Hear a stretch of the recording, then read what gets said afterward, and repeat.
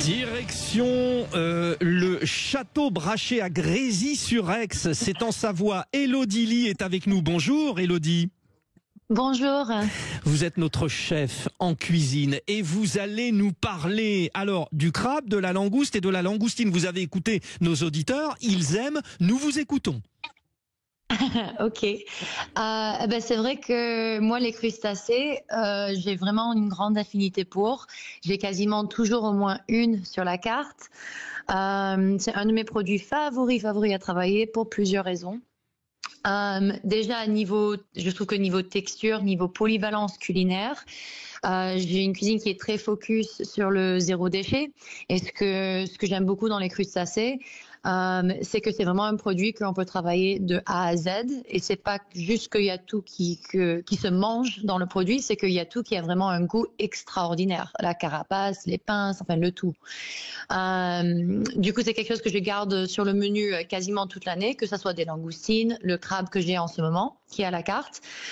Et ça a une belle valeur alimentaire, nutritionnelle, avec de l'oméga 3, des belles acides grasses.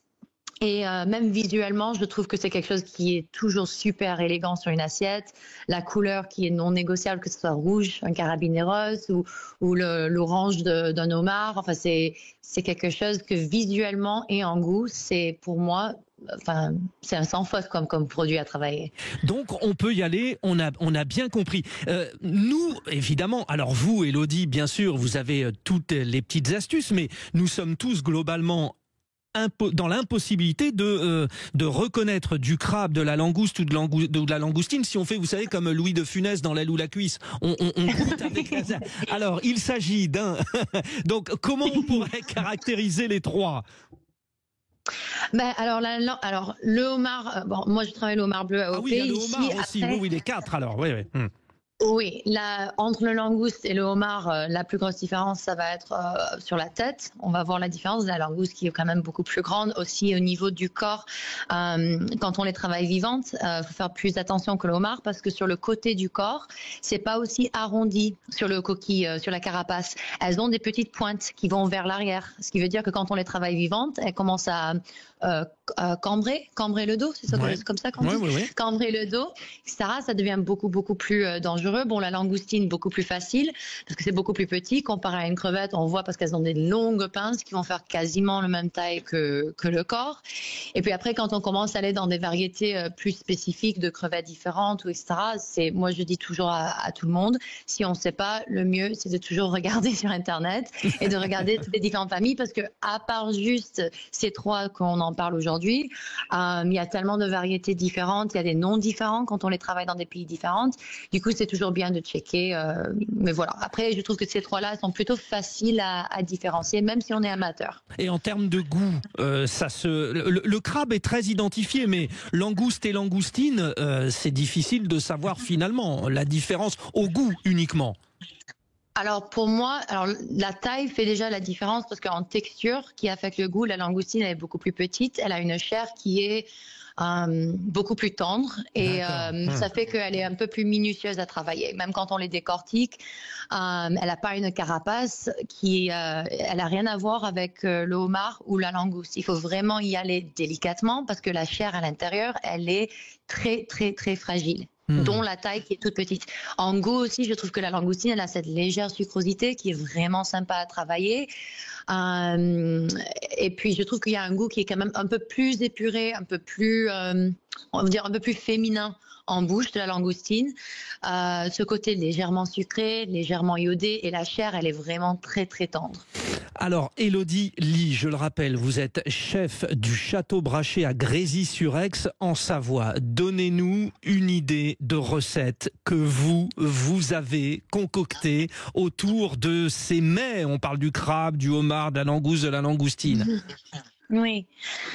Ah ben, il y en a pas mal qu'on travaille. Là, j'ai les carabineros pour le 31. Je dirais que le crabe, c'est l'assiette on va dire, qui est entre guillemets signature, que j'ai gardée depuis que je suis ici, parce que le crabe, au fait, comme ça vient de Seattle, d'où moi je viens, j'ai vraiment l'habitude de les décortiquer dès que je suis toute petite. Du coup, l'assiette, au fait, on fait une assiette qui est zéro déchet, où le crabe en entière est travaillé. Je prends des femelles spécifiquement, parce qu'au fait, la base de l'assiette, ça va être un shawamushi.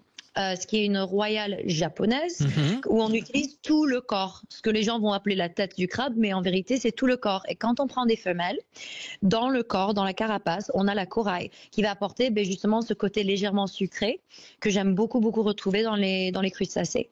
Du coup, on commence avec une base de shawamushi qui est fait avec une dashi maison, un peu de mirin, un peu de soja et tout le corps. Et ça va être cuit à basse température, à 90 degrés, vraiment comme une royale. Après, par-dessus, on va mettre de la chair de crabe que je garde naturelle. On mélange juste avec un peu de sel, un peu d'espelette et un beurre de carapace qu'on fait avec tout ce qu'on va récupérer après d'avoir décortiqué toute la chair et tous les intérieurs du corps. Alors, on va les cardamiliser. C'est pas évident. On a tous les mêmes problèmes. Hein. Ah ouais, c'est pour ceux qui savent pas, je suis pas française à la base. Alors, ah oui, alors bravo, parce que franchement, on ne l'avait pas du tout entendu. Hein. Ah mais c'est gentil, merci. Et c'est ça qui est vraiment merveilleux. Ça va faire un beurre que derrière on va clarifier, qui est juste orange pimpant. C'est magnifique visuellement, mais il y a vraiment un côté gourmand qui va apporter avec la chair, qui est légèrement pochée. Et du coup, on fait un mélange. Là, on la travaille pas plus que ça. C'est un produit qui est vraiment très belle. Du coup, je préfère pas la pousser plus que ça. La chair avec son beurre est juste posée par-dessus.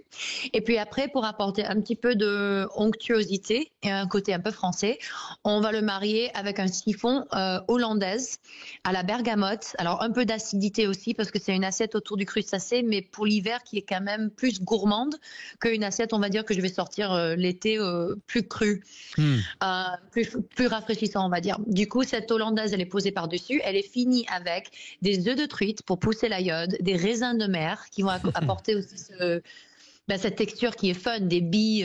C'est une algue qui est très, très douce en goût. Et puis, on va finir avec une poudre de spiruline qui est un super aliment. Oui.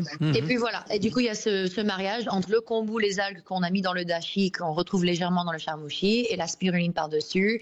Le crabe qui est travaillé 4 façons différentes sur l'assiette. Et il n'y a rien qui part à la poubelle. Et exceptionnel. Voilà. Élodie Ly, chef du château Brachet à Grésy-sur-Aix en Savoie, avec ce petit voyage avec le crabe. Vous savez, hein, on parle beaucoup de politique sur Sud Radio. On a ce qu'on appelle, nous, le panier de crabe, mais ce qui est totalement différent, parce que ça c'est de la politique. Vous nous avez réhabilité avec la notion de crabe. Merci Élodie, et puis surtout bon courage à vous et toutes vos équipes pour ces grands rendez-vous gastronomiques qui vous attendent pour cette fin d'année 2024. Dans un instant, Serge Guérin, il est l'homme qui va nous expliquer ce que la seniorisation de la société implique aujourd'hui.